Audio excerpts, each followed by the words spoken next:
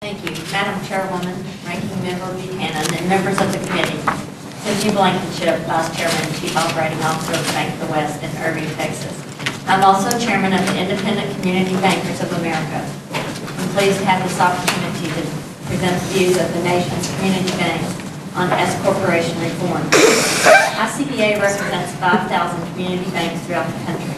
Bank of the West is part of a two-bank holding company with assets $250 million, 8 locations in the Dallas-Fort Worth Metroplex. Subchapter S businesses are found on Main Street, not Wall Street. Bank of the West itself is a Subchapter S entity. Many of our small business customers are S Corp as well. For decades, community banks were completely shut out of electing S Corp status. In 1996, Congress passed the Small Business Job Protection Act that allowed small banks to elect S Corp status for the first time starting in tax year 1997.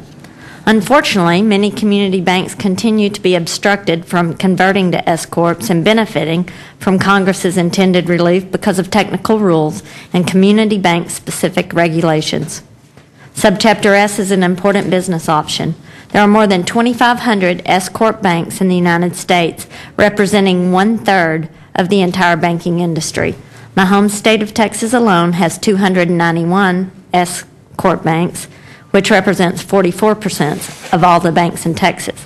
Madam Chair, your home state of Illinois has 237 S Corp banks, which represents 35% of the banks in your state. We must ensure our tax code is simple and does not unnecessarily impair small business vitality and opportunities. ICBA urges additional Subchapter S reforms be enacted to keep pace with the growing small business sector in America. Currently, before making the S Corp election, community banks must first overcome difficult obstacles not faced by other corporate tax structures, such as the limited liability corporations.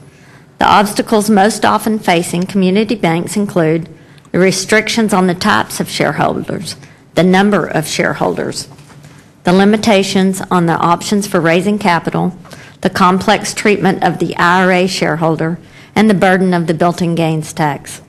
ICBA recommends several reforms that would simplify the tax code and provide more flexibility.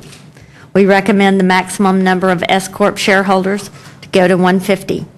For all small businesses, raising capital is critical to start, survival, and growth of the business.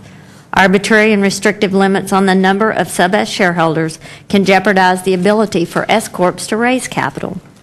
By their nature, community banks were created by involving a large number of shareholders in the community.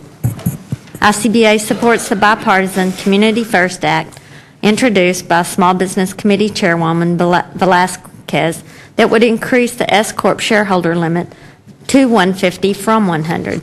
We recommend allowing new IRAs as eligible S Corp shareholders.